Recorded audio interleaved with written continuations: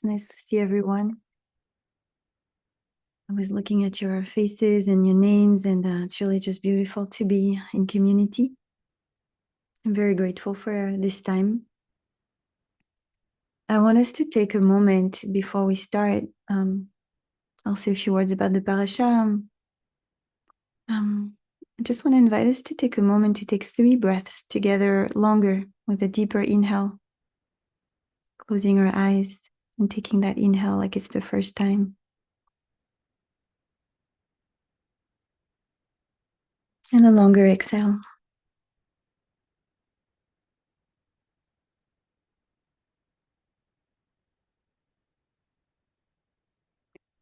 And again, at your own pace.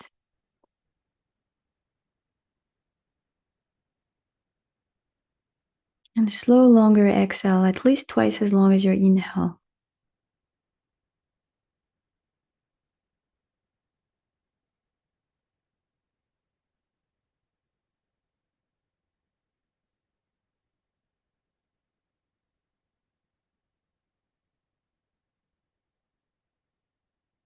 Third time at your own pace. Just tasting the phenomenon of breath as if it's the same the first time.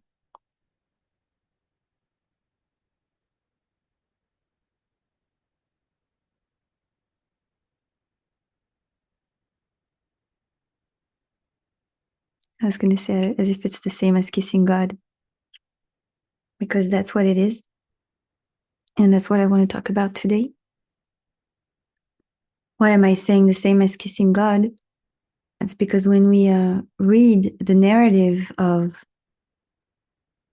the formation of the human being, right, there is a moment of creation, and then there is a moment of formation. And those of you who've been delving set in Kabbalah a little bit, you may know the difference in the various worlds. Maybe you've explored this around Tu B'Shvat, between the world of Bria, creation, and then the world of Yetzirah, formation. And so first there is this, in Bereshit, there is this narrative that God creates a human being in its own image. And then there's another scene, and a second creation in a way, Vayitza Hashem et Adam, afar min ha'adama, and he forms the human being, dust from the ground, and we get our name from that, Adama, Adam. I love that. I find it is, to me, it's very grounding in and of itself, reminding me that I'm made of the same material as the world. Yeah? And then and he breathes into his nostrils the breath of life. Right? We have a body, and then we have an aliveness. And the Neshama, the soul, is being brought to life through the Neshima, the breath, in a Jewish perspective. Right? And this breath, this Nishmat Chaim, this breath of life, which is something we receive constantly, whether we think about it or not, whether we want it or not, if we're healthy, right? I'm talking in these cases. It's happening. It's given already.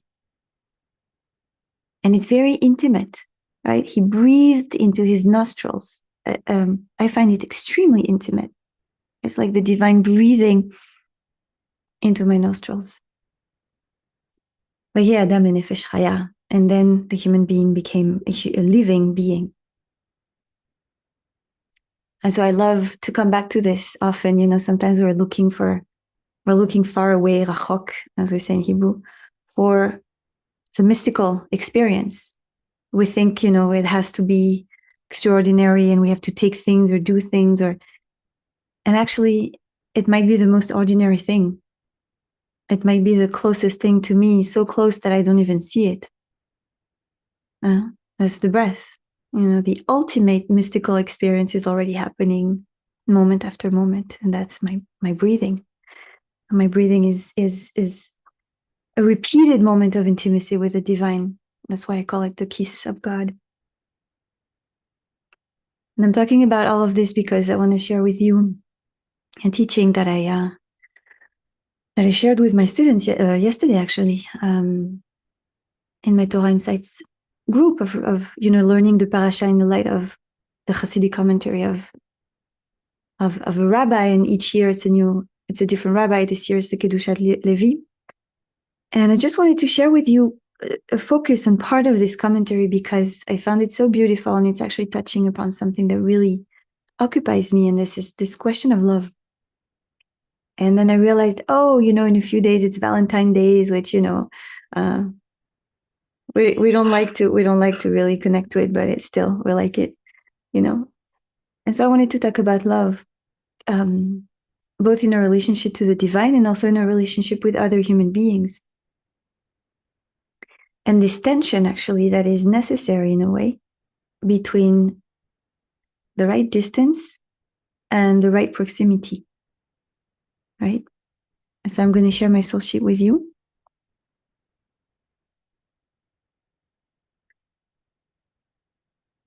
The Kedushat Levi, no, you know what? Before I share, I want to explain a concept.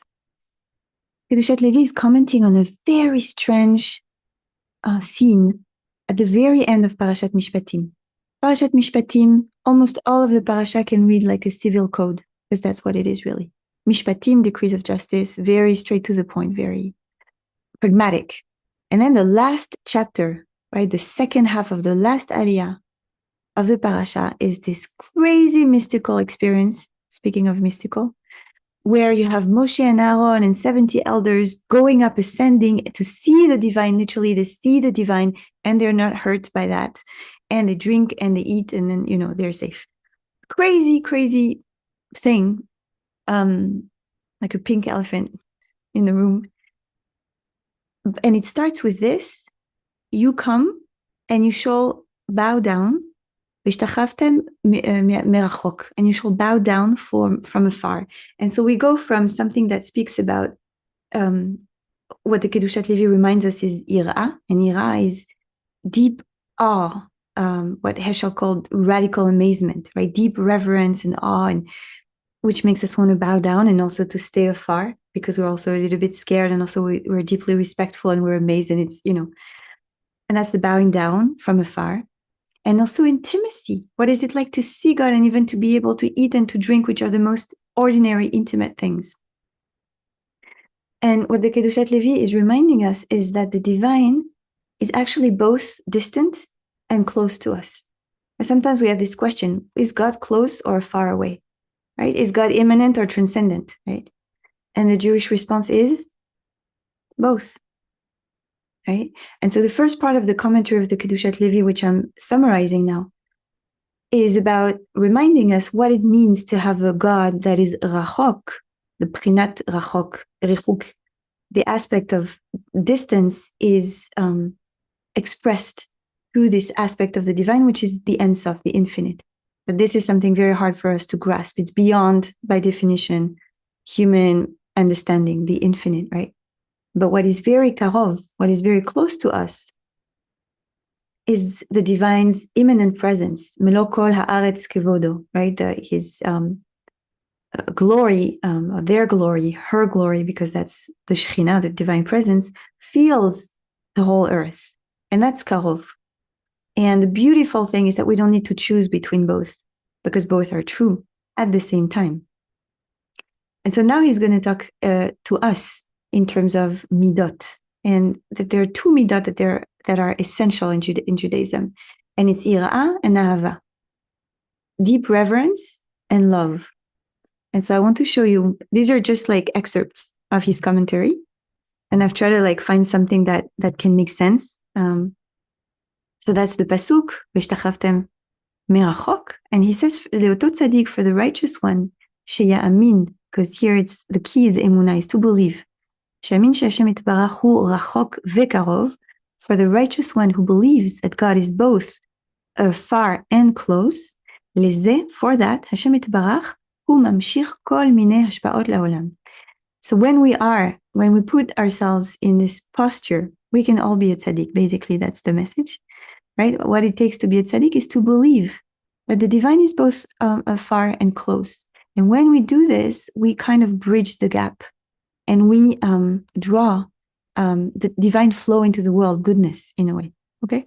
It's a way of saying, if you see life for what it is, and you both recognize and honor the distance and also the intimacy, then you're in the flow of life, if that makes sense. Okay? And he says, Ira is connected to the aspect of the divine, which is distance. Ahava, love, is connected to this aspect of the divine, which is karov, kiruv, intimacy, rapprochement. And he says, okay, so bowing is expressing this posture of the tzaddik who, through acknowledging, actually connects, right? Connects the aspect of distance with the aspect of nearness. And I shared it with my students yesterday, and I want to share it with you also. I am a Talmida, I'm a Chassida of a wonderful, my Rebbe Esther Perel. Maybe some of you know her, right? She's a psychologist, a couple therapist, and she talks about couple in the 21st century and, sexuality and romanticism. And one of the things actually she insists on and often teaches is the importance of honoring the necessity both of some rifuk, some distance, some mystery in a couple, and to understand the necessity at the same time of kirva, of intimacy, right? And that we need both of them. If we are too much in one of them, there is something in the relationship that is imbalanced. And I think this is such a wonderful teaching, and yet another reminder that when we talk about the mystical, we're also talking about an ethos of relationship, right? When we talk about our relationship with the divine, we're also learning things about our own human relationships.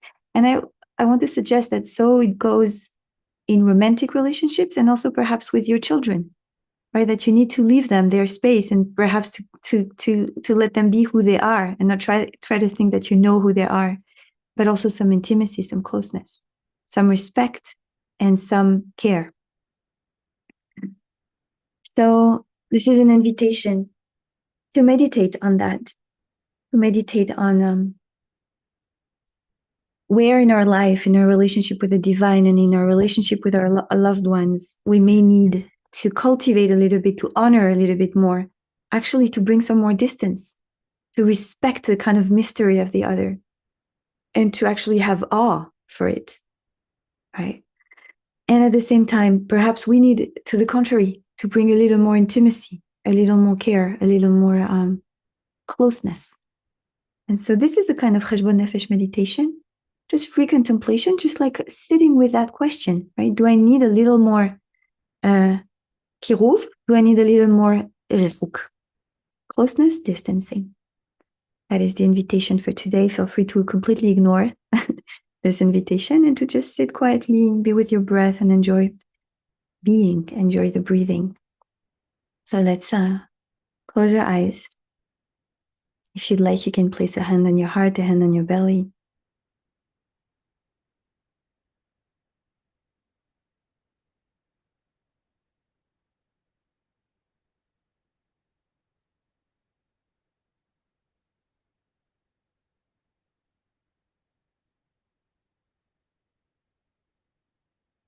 We're starting with something very simple, which is to ground ourselves in something very concrete in our physical presence in the moment. Can be grounding ourselves through the breath as an anchor or through the feeling of the way my hands are meeting my thighs or my feet are meeting the ground. Just choose your anchor for this moment and then following or not the prompt, right? This invitation to contemplate in my life. Where do I need more distance? Where do I need more closeness? I can also give myself a few minutes just to settle, to come to more stillness, allowing the thoughts to be just as they are, not trying to change them, allowing this question to kind of sit in, just like a tea bag in hot water, right? It happens by itself, the inquiry. Simply coming back to the anchor, the safe, quiet, stable anchor of the body every time we feel we kind of drifted away from this moment. breath after breath, coming back home.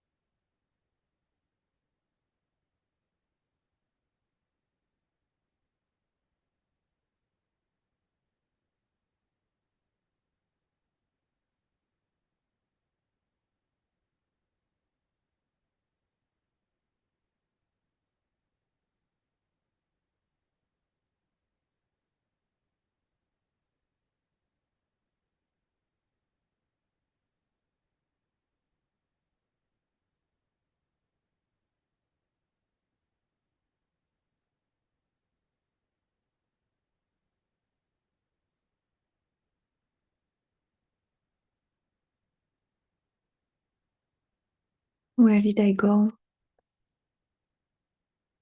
Just checking that I am still here, coming back if I need to my anchor, to my contemplation. Do I need to straighten up my spine, to soften my face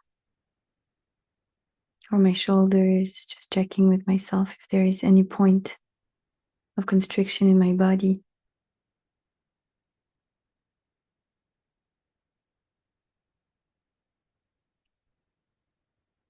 And for the last 3-4 minutes of our sitting just the way I want to be in life, sitting with dignity, with ease, with devotion, groundedness, balance, lightness, and anything else that is meaningful to you.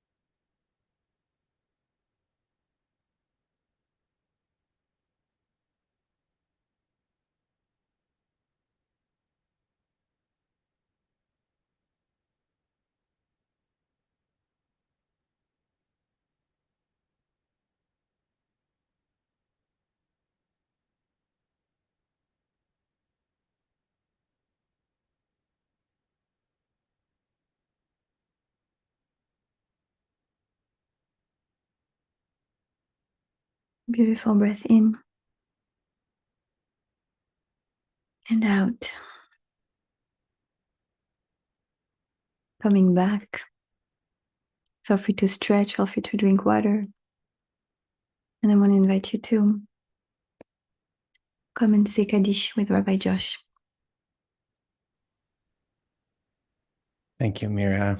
If you'd like to enter the name of anybody that you are remembering today, you should feel welcome to do that in the chat.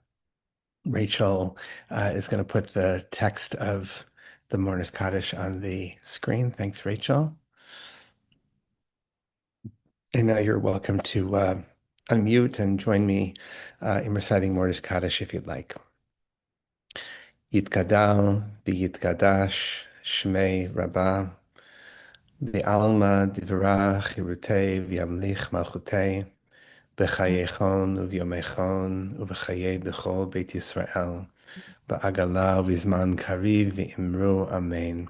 Yehi Shmei Rabba Mevarach Le'olam Le'olmei Amaya. Yitbarach v'yishtabach v'yitpa'ar v'yitramam v'yitnaseh v'yithadar v'yit'aleh v'yithalal Shmei Dekudsha Brichu Le'ela min kol birchata v'shirata tushbechata v'nechemata da'amiram v'alma v'imru Amen. Yehi Shlama Rabba min Shemaya v'chayim aleinu v'al kol Yisrael v'imru Amen. Amen. Oseh Shalom b'mromav hu ya'aseh Shalom aleinu ve'al kol Yisrael ve'al kol yoshvei tevel v'imru Amen. Amen. Amen. Okay. So thank you. We'll bring Mira back up. I'm Let other here. people. Okay, there we go. Hi. And if you need to leave us, we wish you Tzeitchem Shalom. Farewell. We'll be back here same time and channel tomorrow. If you have a question, and you'd like to bring up, please just in the chat write question in all caps so we can see that easily. Please also feel welcome to respond to one another. We always ask you to practice mindful speech. A good reminder there is no fixing, advising, saving, or correcting, and maybe and speaking from your own experience, speaking in first person. So, but yes, a reminder, if you have a question, question in all caps helps us to see that. So, Mira, thank you. That was a really a beautiful sit and teaching. And, you brought us this, well, I think you brought us a couple of images to work with, a number, right? One was Bria and Yetzirah, sort of this moment of creation and formation, the image of kissing the divine, and breathing, that it's through that breath that we're constantly being graced with, that, we become Nishmat Chayim, a living being. And then this teaching from Reb Levi Yitzchak about distance and closeness, and sort of being in right relationship with that closeness or distance. And so I want to invite folks, if you have questions or share about your own experience with that. But I'm curious for you, you know, what are some ways right now, or what is a way that you feel like maybe you're finding that teaching helpful about thinking about closeness and distance, and yeah, that piece of your own life, if you're willing to share. Yeah. First of all, someone asked who is the rabbi that I'm mentioning. So this was a joke. Esther Perel is a psychologist, but a rabbi is it's a wide concept to say who is a teacher for you. And she really is a teacher for me. So I was making a joke saying I'm a chassidah of her, I'm a talmida. But so here is her name, Esther Perel. And she has a very interesting story. She's a child of Holocaust survivors, and she grew up in Antwerp and studied in Israel, and then moved to New York, where she now lives, and she writes in English, and she teaches mostly in English. So that's voilà. And I think, it's kind of what I was saying when I was teaching is I'm very interested in relationships in the widest possible sense of the term, because I think this is one of the reasons we are on the planet on Earth, right? One reason is in a Jewish mystical perspective, for our Neshama to do the tikkunim she needs to do, our soul to do the healings and the fixings and the repair she needs to do. And in that sense, we're very close to Hindu thought or Buddhist thought about, coming to this world in a Gilgul, in an incarnation, to do the fixings we need to do. And it's not even another reason, it's kind of the modality, actually. The modality of it is relationship, right? And so the relationship with nature, with the world, with my body, with my parents, with my children, with siblings and friends and lovers and God, right? in the Jewish mystical tradition, there is this idea that the divine created us so that we could experience and enjoy through our senses, and kind of mirror back at God the goodness of the world, right? And that's there is this primary relationship which is very alive in my life, my relationship with the divine and with Judaism, and then obviously I'm just personally fascinated by the world of love relationships. I think to me it's the most challenging and beautiful. It's the ultimate spiritual practice, right? It's very easy to be Zen when we're by ourselves in our cave and sitting at home and meditating, and then relationship, confrontation and triggers and time and romanticism and the fading of passion and the whole right. And so one thing I love in Judaism, and you have that in other traditions as well, is that there's constantly this idea that basically there's something about our relationship with the divine that is modeled upon our own romantic relationships with each other. And that also romantic relationships with each other are a metaphor for a relationship with the divine, right? And so that's why when I read this teaching about near and far, and I think it's something that we sometimes forget about intimacy, that it's not either I'm close or I'm far. Either we're intimate or we're, a stranger to each other. It's like, actually, there is a need for space, for some distance within intimacy. And there is an art of distance that enables intimacy. And about this, I want to mention a teacher. He's a spiritual teacher. He's from Austria. He lives in Israel. He's quite famous in the world of non-duality. I don't learn really with him. His name is Thomas Hubel. I can write this down here, right? So Thomas Hubel. I'm not sure how you write it. Thomas, that was an S. And just I happened upon one of his videos. At some point he did a course about love and relationships, and he was saying, it's like fire. Fire needs oxygen around it, right? If you cover fire, you're going to extinguishing it. So it needs to breathe. The fire of love needs some breathing. And at the same time, you need to cultivate it. And so you also need this kind of closeness. And so I think it's something that I'm very interested in. And I'll just add something about my relationship with God and Judaism, is that it's a relationship. And so just as part of a relationship, sometimes we feel very close and sometimes we don't know how to talk to each other, And there are things that I have problems with Judaism and with God and the God of Judaism, just like things I have problem with my partner, right? That nobody is perfect in a relationship, and that's okay. And that's what I say all the time. Sometimes I have students who are like, yeah, but there is this written in Torah and it's really a problem for me. And I said, for me too. And yet I'm in a relationship with it. So how can I include that and work with it, without trying to explain it away or smooth it away or ignore that it's a problem for me. It's a problem for me. This thing that's being said in the Torah, this thing, that thing.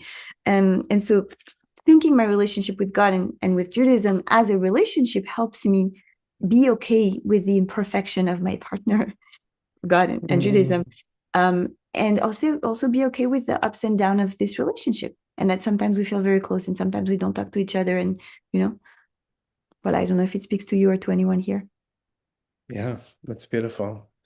Yeah, I mean, there's also there's the very classic teaching, the gematria of ahava, right? If you add that up as 13, right? And you put ahava and ahava together and you get 26, which is the value of the divine name, Yud He Vav He.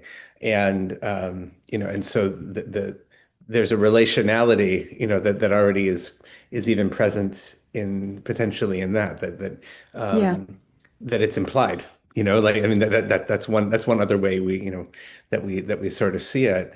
And I think that dance of the duality and non-duality, is kind of it's the constant dance, and we do it with every breath, right? Is we experience that as that sort of infinity loop, going back and forth and back and forth, and how we maintain that, how we're close to our own experience, how we create distance from our own experience, how we're close to others, how we create distance or allow distance. There's so much wisdom in all of that. Yeah. Yeah, and thank you for reminding me of this aspect, which is that closeness and distance, they both need to coexist at the same time in our consciousness, in the way we think ourselves in a relationship. And they also express themselves in an oscillation, just like the breath. Close, near, close, far, right? Close, far, in, coming closer, out, coming further. And so it is in our relationships in a way that is natural, and also in a way that is ritualized in the Jewish tradition with nida, right? Nida, which is the rechuk, actually, the how do you call it, the distancing of the woman from her husband while she's in her period, and which I find a beautiful cultural institution and spiritual institution, which is very often misunderstood, as many rituals of Judaism, right? Which is this idea that when I am in this time, I need my space, right? I need my space. And also we need maybe to have moments where we're less intimate and less all the time, everything accessible and available, and creating the distance that creates a tension that then nurtures the fire of eroticism, which I find just such a genius institution. And, it's just very, very misunderstood. Not to mention that the idea of tum'ah, impurity, is also so misunderstood often, right? That it has nothing to do with, it's not a value judgment, it's a fact. You're further away from life because you're losing life. And so you need to be in that space, and then you come closer to life again. So It's interesting, there's a comment here from Julia about relationships with children or with adult children. And, it makes me think about also part of the particular challenge today, right, is we have the ability to be in touch, right? Ki'ilu in touch. To be in contact all the time, and so you know, whereas when pretty much I imagine everybody on this call or nearly everybody on this call was growing up, or went off to live somewhere else, potentially, maybe went off to school or something. You didn't have this little device that I could just stay in touch all the time, much less like I can know exactly where my children are, whether they yeah, came home or not, and the letting go, I think, has become that especially has become harder for a lot of people now, of how yeah, do I let go of that and create healthy distance and healthy separation. And I think this practice is such a good reminder of, yeah, that's built in our need for that, our need to cultivate that and to practice it. I mean, if for yeah. no other reason than at the very end, we have to let go. Like נכון. that's where it's headed, and so everything is a rehearsal for that in a certain sense. Yeah. Um, And I love what Julia wrote at the end, that she's talking about her adult sons, and she says they need to find blessings on their own paths. And actually, as you said, like, it's one of the things we cultivate in this practice when we meditate. In a way, as we become more intimate with ourselves, we don't need as much to merge with others, because there's a sense of solidity and, like, confidence and groundedness, because often we merge with others also because there's just like a void of fear. But the more we're intimate with ourselves, the more we can actually be intimate with others in a healthier way, which leaves them the space they need, and especially for children. And so that's very beautiful for I think any parent to be like, wow, I'm just going to let them be, and I'm going to trust them, right? And free them from my concerns and projections and needs, and you know yeah. Yeah, and all the more so with our other relationships as well, right? Where that can work for siblings, it can work for friends, it can work for children vis-a-vis their parents. Absolutely, I think that's really yeah. lovely. And I also want to say, I feel like our generation, and I'm not just talking in terms of age, but everybody who's kind of an adult today, no matter how old they are, thank God, we live in a time where we've become more aware of the necessity of emotional intelligence, right? So we have access to these practices that I think many of us had parents who were completely merged with us and not conscious of it, and etc. And so we're very lucky in a way. We have a beautiful opportunity to build healthier relationships with ourselves and with others, in any relationship. Yeah. There was a question from James here. For Fran's question, how do you do that?